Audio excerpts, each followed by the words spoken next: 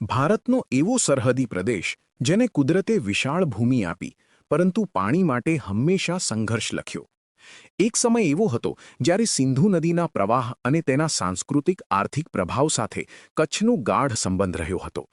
પરંતુ Indus voters treaty બાદ કચ્છના હિસ્સે આવેલા પાણીના હકો અને સંભાવનાઓ ધીમે ધીમે અદૃશ્ય બનતા ગયા હોવાની લાગણી આજે પણ અહીંના લોકો અનુભવે છે.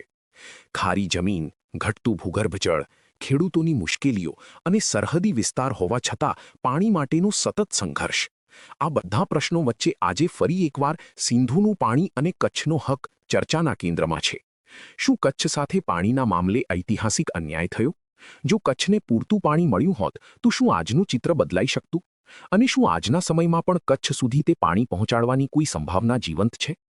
આ જ અગત્યના મુદ્દાઓ પર આજે અમે ખાસ વાતચીત કરી રહ્યા છીએ પૂર્વ ધારાસભ્ય મહેશભાઈ ઠક્કર સાથે, જેમણે લાંબા સમયથી કચ્છના પાણીના હક અને પ્રાદેશિક પ્રશ્નોને અવાજ આપ્યો છે. નમસ્કાર દર્શક મિત્રો, ચંચળ ન્યૂઝના ફેસ ટુ ફેસ કાર્યક્રમમાં આપનું સ્વાગત છે. હું છું સંજય ઉપાધ્યાય.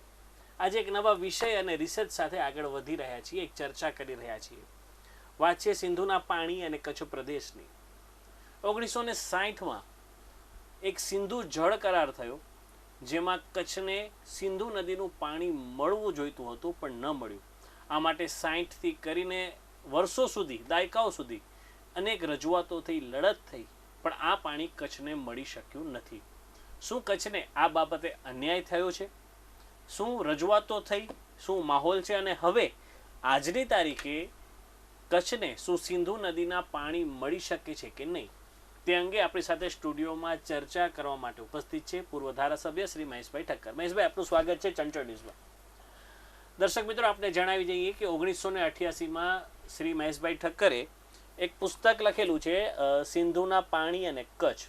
તો એમાં 1960 પહેલાં સર્વે, એના પછી સર્વે, પછી રજૂઆતો, કચ્છ રાજની વાત, તત્કાલીન રાજકીય પ્રતિનિધિઓએ શું રજૂઆતો કરી, વર્લ્ડ બેંકથી લઈને અત્યાર સુધીની જેટલી પણ મૂવમેન્ટ થઈ છે સિંધુ નદીના પાણી કચ્છને મળે તે માટેની, તેનો અભ્યાસપૂર્ણ માહિતી આ પુસ્તકમાં આલેખાયેલી છે. અને માટે જ વિષયના પારંગત મહેશભાઈ સાથે આજે આપણે સિંધુ નદીના પાણી અંગેની ચર્ચાનો દોર આગળ વધારીશું. મહેશભાઈ, સૌપ્રથમ તો સિંધુ નદીનો કચ્છ સાથે શું ઐતિહાસિક સંબંધ છે? કઈ રીતે જોઈન્ટ થાય છે આ નદી? સિંધુ નદીનો એક નવાઈ લાગે એવી વાતમાંથી આ પ્રશ્ન મેં ઊભો કર્યો હતો. 1986માં ભારતની લોકસભામાં તે વખતના મિનિસ્ટરે જવાબ આપ્યો કે સિંધુના પાણી કચ્છમાં ક્યારે જતા જ નહોતા. આ જવાબ વર્તમાનપત્રોમાં વાંચીને મને એમ લાગ્યું કે આ સ્થાપિત થઈ જશે. ખોટી વાત છે અને સ્થાપિત થઈ જશે. એના કરતાં મારી પાસે ઘણા બધા ડોક્યુમેન્ટ હતા. એ બધા ડોક્યુમેન્ટોને એકત્રિત અભ્યાસ કરીને એનું કરવા માટે નક્કી કર્યું કે આનો જવાબ તો આપવો જોઈએ કે ના, સિંધુના પાણી ઉપર કચ્છનો અધિકાર હતો, છે અને રહેશે. અને એટલા માટે આ 1988માં મેં આના વિશેની બુક લખી, બધા જ રેફરન્સ સાથે.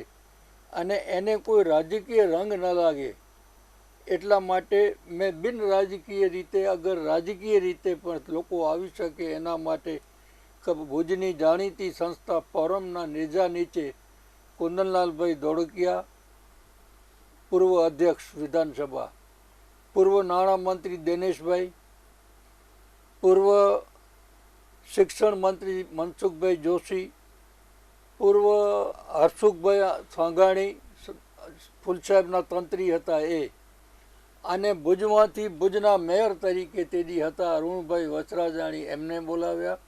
ગાંધીધામમાંથી નિર્મલ વાસવાણીને બોલાવ્યા. આ બધાની હાજરીમાં આ બુકનું વિમોચન કહ્યું અને બુકમાં બધી માહિતીઓ આપી કે ભાઈ સિંધુ કચ્છમાં વહેતી હતી, એના પુરાવા આપ્યા કે વૈદિક વખતથી કરી અને અત્યાર સુધીમાં જેટલા વખતના એના રેફરન્સ નીકળ્યા એ બધા રેફરન્સ આપીને આ બુક લખી. અને એમાં એ પણ લખ્યું કે કચ્છમાંથી ક્યારે ક્યારે એના ઉપર અધિકાર લેવાનો પ્રયત્ન થયો. 1930ની અંદર જ્યારે સક્કર બેરેજ પાકિસ્તાનમાં બંધાતું હતું ત્યારે કચ્છના મહારાવશ્રીએ એ સિંધુ બેરેજમાંથી સિંધુને પાણી કચ્છને આપવા માટે પ્રયત્ન કરેલો, પણ તે વખતે બ્રિટિશ સલ્તનત હતી કરાચીમાં પણ અને ભારતમાં પણ. કચ્છ સ્વતંત્ર રાજ્ય હતું. બ્રિટિશ સલ્તનતની એક એવી માંગણી હતી કે તમે કસ્ટમ ડ્યુટી ઇમ્પોઝ કરો અને અમે અહીંયાથી વિરમગામ સિંધ રેલવે જે કરવા માગીએ છીએ એ કચ્છમાંથી પસાર થવા દો. આ બેમાંથી એકે વાતમાં તે વખતના મહારાવશ્રી કબૂલ ન થયા. પરિણામે બ્રિટિશ સલ્તનતે આ વાતની પુષ્ટિ ન કરી. અગર જો તે વખતે કંઈક સમાધાન થાત તો સિંધુના પાણી તે વખતે આવી જાત અને રેલવે પણ તે વખતે ભુજથી વિરમગામથી બદીનની રેલવે તે વખતે થઈ જાત. પણ કચ્છના મહારાવશ્રીએ બ્રિટિશ સલ્તનત સાથે આ બે વાતમાંથી એકે વાતનો સ્વીકાર ન કર્યો અને પરિણામે બ્રિટિશ સલ્તનતે આપણને સહકાર ના આપ્યો. હવે એ સહકાર વજૂદ વગરનો હતો એમ કે વાર્તા નથી. આ તે વખતના સિંધના ચીફ એન્જિનિયર CG હવાસે બ્રિટિશ સલ્તનતને લખ્યું પણ ખરું કે ટેકનિકલી ઇટ ઇઝ વાયેબલ, થઈ શકે એવું છે માટે આપીએ. પણ આ બે વાતમાંથી એકે વાત કચ્છના મહારાવશ્રીએ મંજૂર ન કરી. પરિણામે એ વખત તે વાત પૂરી બંધ રહી. ફરી એ વાત 1943માં કચ્છના ત્યાર પછીના મહારાવ વિજયરાજજીએ આ વાત ઉપાડી અને કેનાલની સર્વે થઈ. હાજીપુરા બેરેજથી કરી અને બન્ની સુધી 121.50 માઇલની આખી કેનાલ લઈ આવવી અને એ કેનાલ મારફતે બન્નીમાં પાણી આપવું. એટલે બન્નીમાંથી આપવું એટલે લખપત તાલુકો આમે કવર થતો હતો. એટલે એ નકશાઓ સાથે તૈયાર થઈ અને તે વખતે ફરીથી પાછો ટેકનિકલી વાયેબલ હોવાના રિપોર્ટે મળ્યા. એના સર્વે થઈ, એના સર્વેના એસ્ટિમેટ થયા અને એસ્ટિમેટ 2 કરોડ રૂપિયાના થયા કે આખો ટોટલ ખર્ચ 2 કરોડ રૂપિયા લાગશે. અને એ 2 કરોડ રૂપિયાની હજી મંજૂરી મહારાવશ્રી આપે અને CG આવસ સાહેબ આગળ વધે એના પહેલાં આઝાદીની ચળવળ શરૂ થઈ અને પરિણામે એ વાત પણ અહીંયા આવીને અટકી રહી. ત્યાર પછી કચ્છના ચીફ કમિશનર આવ્યા. કચ્છનો સી સ્ટેટ થયો. સી સ્ટેટમાં તે વખતના ચીફ કમિશનર CK દેસાઈ એમણે આ વાત ઉપાડી અને કચ્છના તે વખતના ચીફ એન્જિનિયર HM અંતાણી સાહેબ એમને ખાસ દિલ્હી મોકલાવ્યા અને આની આખી જે ત્યાં રજૂઆત કરવાની હતી એ રજૂઆત કરી કે ભાઈ અમારો આ અધિકાર છે ને, અમારી વાટાઘાટ ચાલુ છે, અમને આ પાણી મળવું જોઈએ.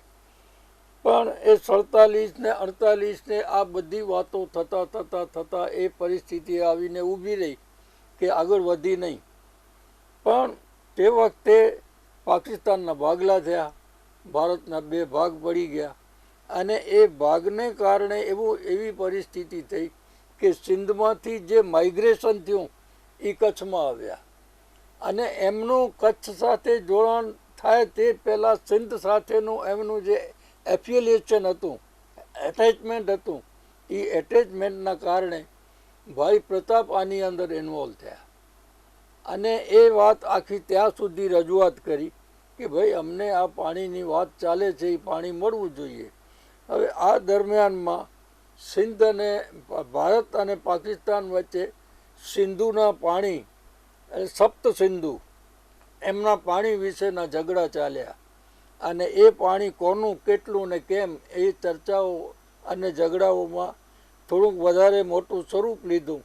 પરિણામ સ્વરૂપે વર્લ્ડ બેંકને મધ્યસ્થી નિમી અને આ પ્રશ્ન ઉકેલવો એવું નક્કી થયું.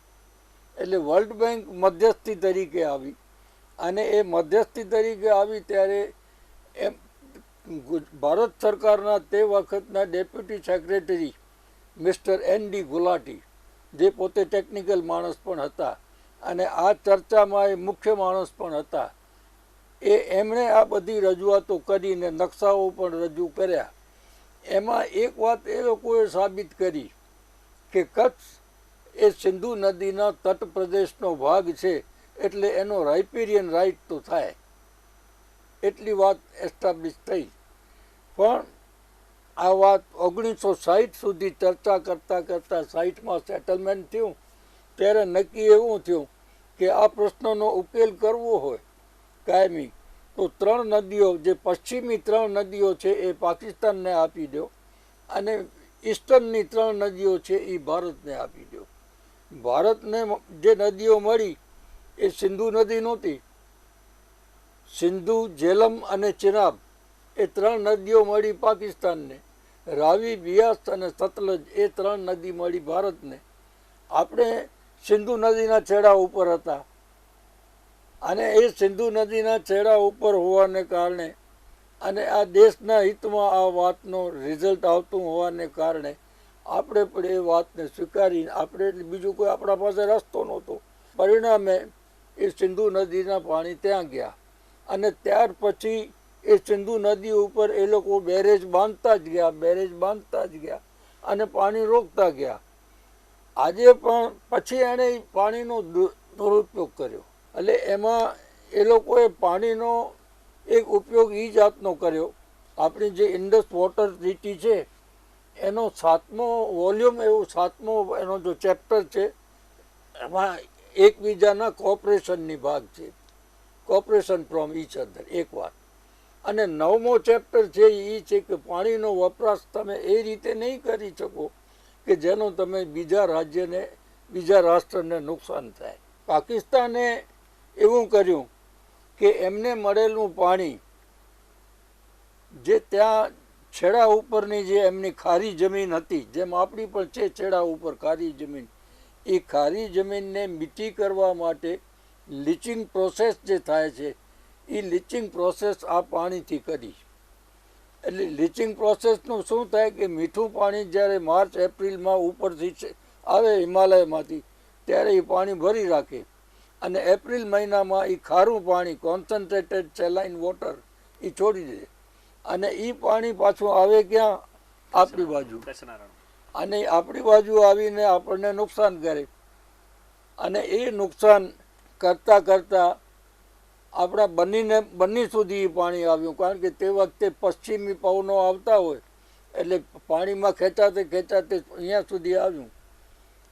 હું ધારાસભ્ય હતો ત્યારે ગુજરાતના ચીફ એન્જિનિયરને પણ અહીંયા લઈ આવ્યો સાથે કે સાહેબ જુઓ આ કોન્સન્ટ્રેટેડ સેલાઇન વોટર આવે છે અને કચ્છનું લહેવારા ગામ ખતમ થયું અને એ લહેવારા ગામની આજુબાજુ જેટલી વાંઢો હતી બધી ખતમ થઈ.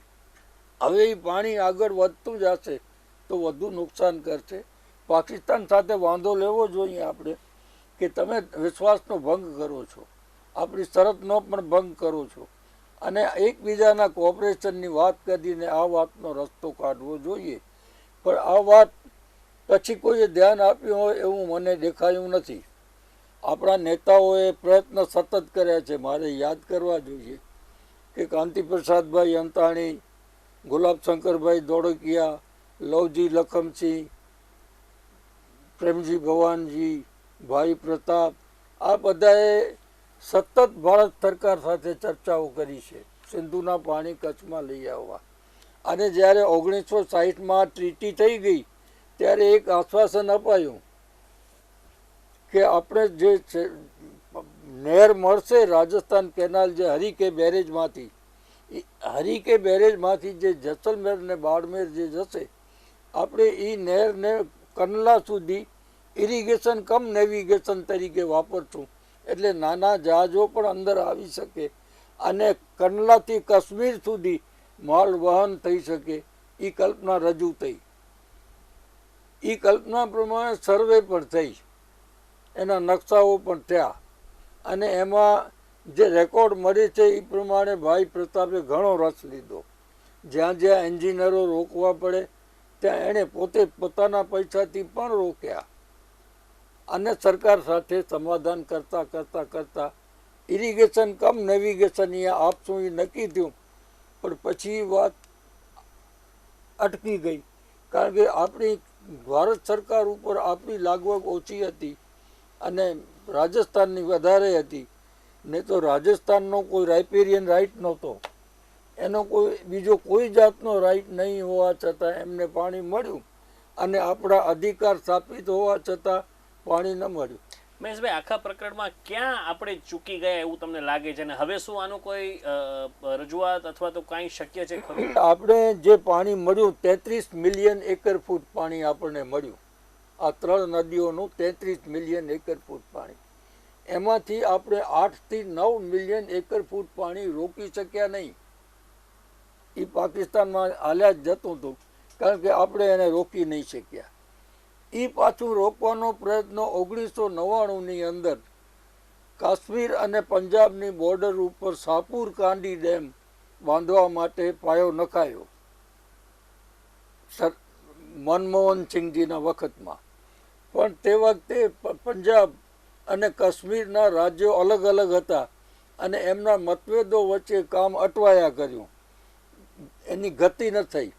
પણ 2014માં નરેન્દ્રભાઈની સરકાર આવી, પછી પંજાબમાં અકાલી સરકાર આવી અને કાશ્મીરમાં પણ એવી સરકાર આવી જે નરેન્દ્રભાઈ બેને કહી શકે એમ હતા, અને પરિણામે એ અટકેલું કામ શરૂ થયું. અને એ અટકેલું કામ શરૂ થાય તો આપણે જે પાણી રોકી નહોતા શકતા એ પાણી રોકાય. હવે સાપુર કાંડી ડેમ તો કામ પૂરું થઈ ગયું છે, એ પાણી આપણે રોકીએ પણ છીએ. એ સાપુર કાંડી ડેમ આપણે ન બાંધીએ એના માટે પાકિસ્તાને વિશ્વ બેંક પાસે પણ રજૂઆતો કરી અને યુનોમાં પણ કરી, પણ ત્યાંથી એમને રિસ્પોન્સ મળ્યો નથી. હવે આજે જે પરિસ્થિતિ નિર્માણ થઈ ઉરી સેક્ટરમાં જે થયું, કારણ કે આ 8.25 મિલિયન એકર ફૂટ પાણી રોકાણું જે પાકિસ્તાન જતું હતું, આપણા અધિકારનું પાણી હતું, પાકિસ્તાનમાં જતું હતું.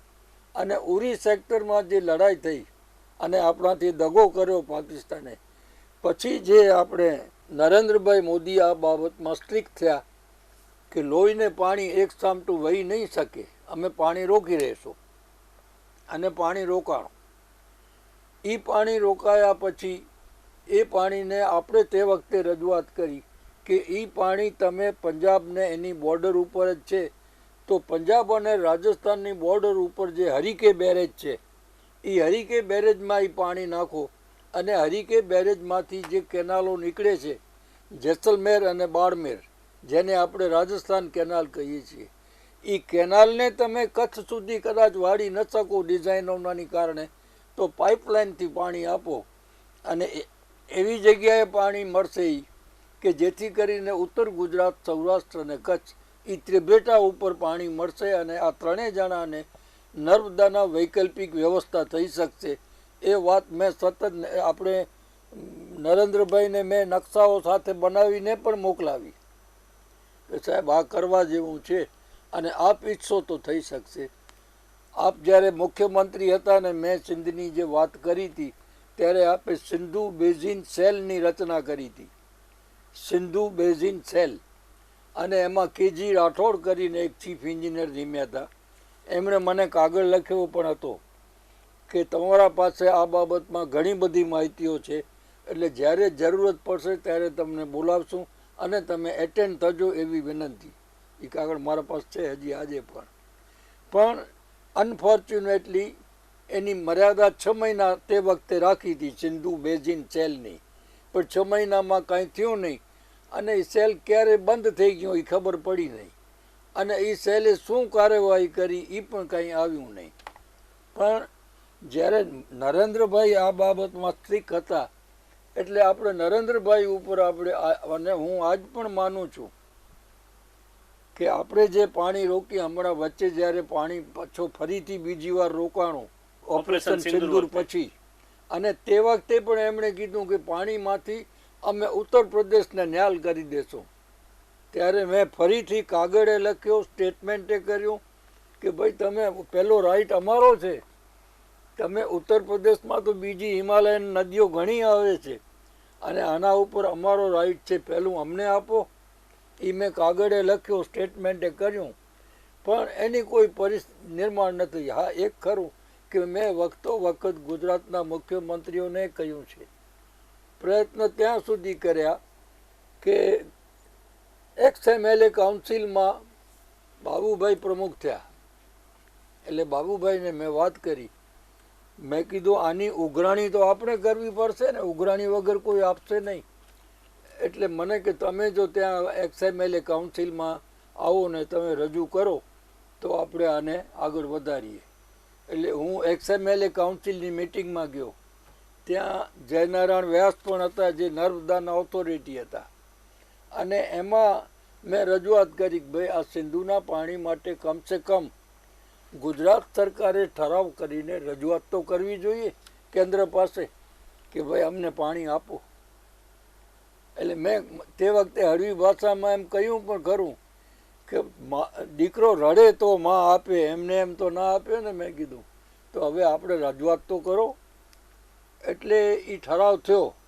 એ ઠરાવ ગુજરાત સરકાર પાસે પણ ગયો. હું કુદરતી અહીંયા જે હનુમાનજીનું મંદિર સરહદ ઉપર થયું ત્યારે રૂપાણી સાહેબને મળ્યો.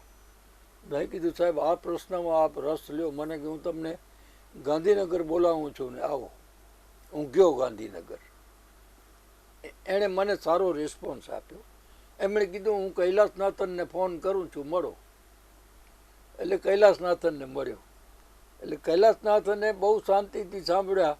પછી કીધું કે બાબુભાઈ નવલાવાલા આપણા ઇરિગેશન એક્સપર્ટ છે, એને મળો. એને મળવા ગયો.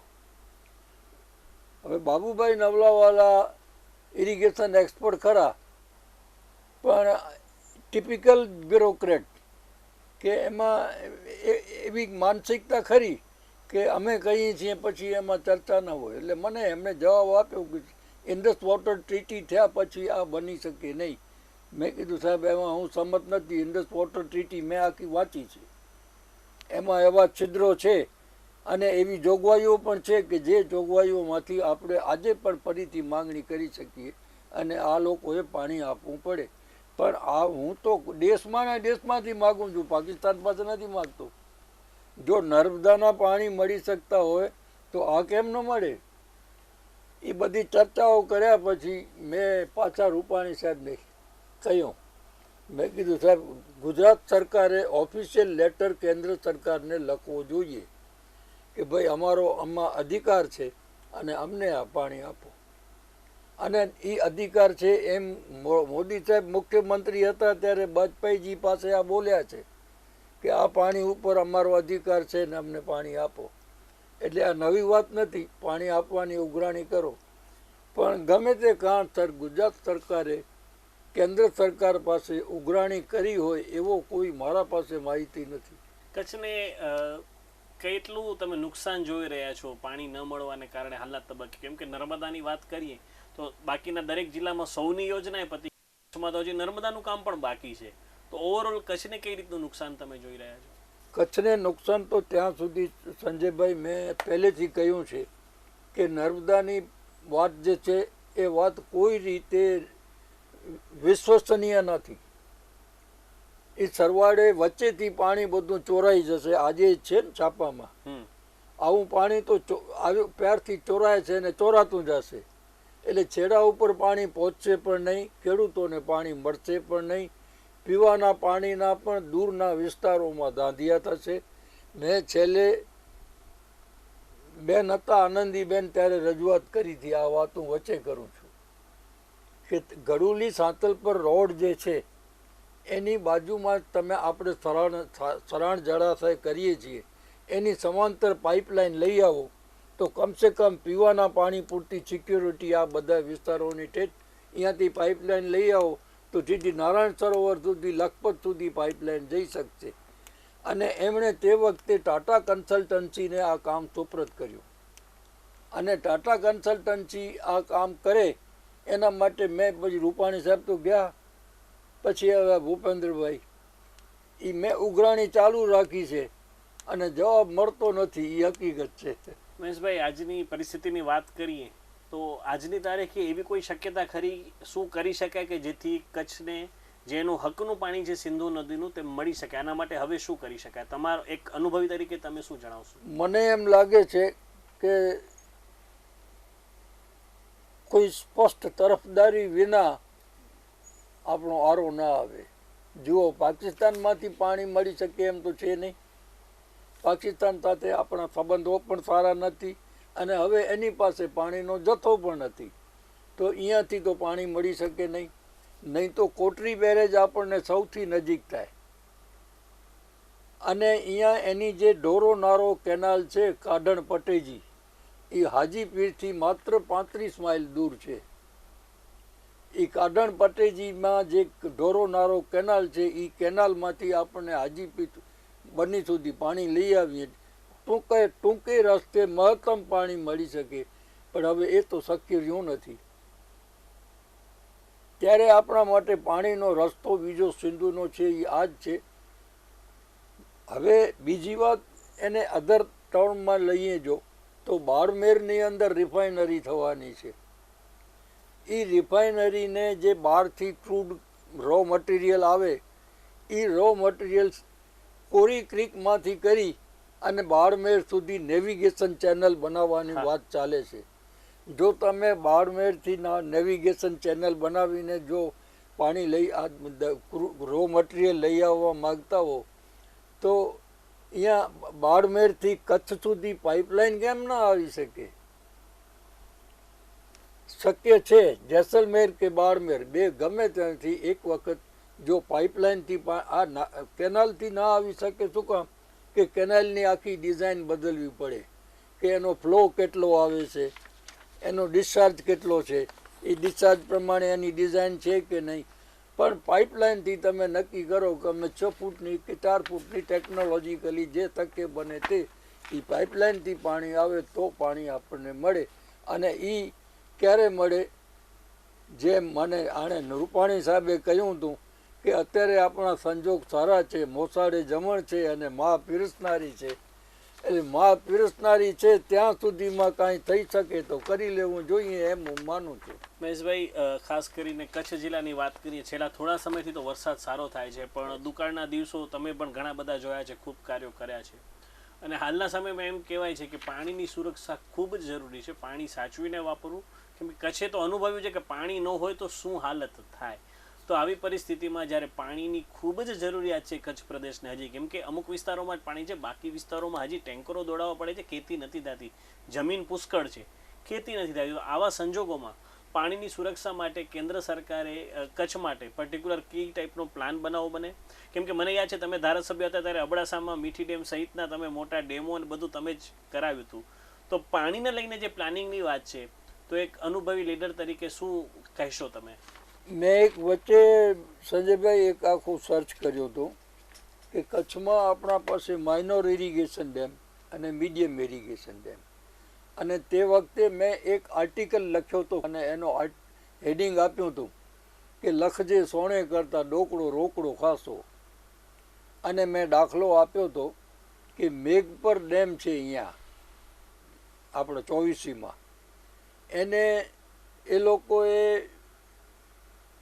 1.5 મીટર ઊંચો ચડાવી દીધો. હવે 1.5 મીટર ઊંચો ચડાવો એટલે સરકમફરન્સ વધી જાય, એટલે પાણીના સ્ટોરેજ કેપેસિટી વધી ગઈ. આપણે અત્યારે પાણીનું ટીપે ટીપું સંઘરવું પડે, એ આપણી પહેલી જરૂરત. અને એ સંઘરવા માટે આપણા કચ્છના જેટલા ડેમો છે નાના મોટા, ભૂતકાળમાં રાજાશાહીના દાખલા તરીકે રાજાશાહીના વખતમાં શિણાઈ ડેમ બંધાણો. હવે શિણાઈ બંધાણો, અહીંયા વિજયસાગર બંધાણો, કેંગાર સાગર બંધાણો, આ બધા ડેમોમાં હવે સિલ્ટિંગ ઘણું થઈ ગયું છે. વર્ષો પહેલાં બન્યા છે, હવે સિલ્ટિંગ થયું છે. હવે ડિસિલ્ટિંગ કોઈ કરતું નથી. હવે ડિસિલ્ટિંગ કરવામાં પ્રોબ્લેમ કદાચ નડતા હોય તો એની તમે કેપેસિટી વધારવા માટે હાઇટ વધારો, કે જેથી કરીને એની સ્ટોરેજ કેપેસિટી વધે. વરસાદ સારો થાય છે એટલે પાણી વધુમાં વધુ કેમ સંગ્રહાય, એના માટે આ સારામાં સારો રસ્તો હોય તો આપણા પાસે આપણો ડુંગરાળ વિસ્તાર છે. અને ડુંગરાળ વિસ્તાર હોવાના કારણે નાના મોટા ડેમો થઈ શકવાની શક્યતાઓ પણ મોટી છે. હું મારા વખતમાં મેં આ બધા ડેમો મેં તે વખતે કચ્છમાં 8 કે 9 મીડિયમ ઇરિગેશન હતા અને 9 મેં મારા વખતમાં કરાવ્યા. એમાં ફતેગઢે આવી જાય, કારાગોગા સમાગોગાએ આવી જાય, અને આ બાજુ મીઠી, ભૂકી, જંગડિયા, બેરાચિયા, ગોધાતળ એ બધાય આવી જાય. એમ આપણે 8-9 ડેમ હું કરાવી શક્યો. અને બીજું મેં તે વખતે 20 ડેમની સર્વે કરાવી છે. એ 20માંથી પાછળ એક પણ ડેમ થયો નથી. આ બધા ડેમો કરાવવા જોઈએ.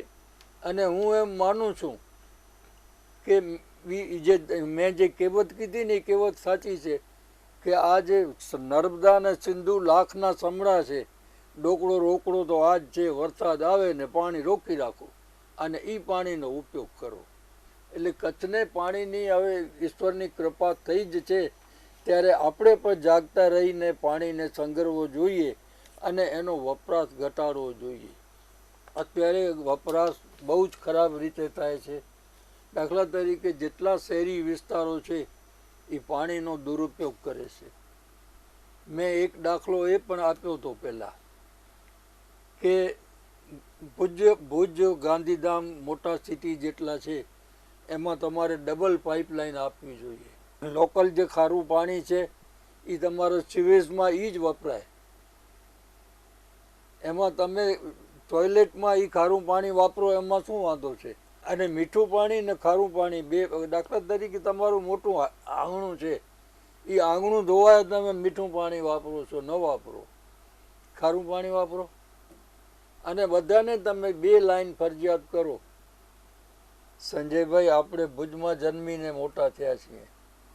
આપણા શેરીઓના નાકા ઉપર બધા કૂવા હતા અને આપણે એ કૂવાના પાણીથી નાતા હતા.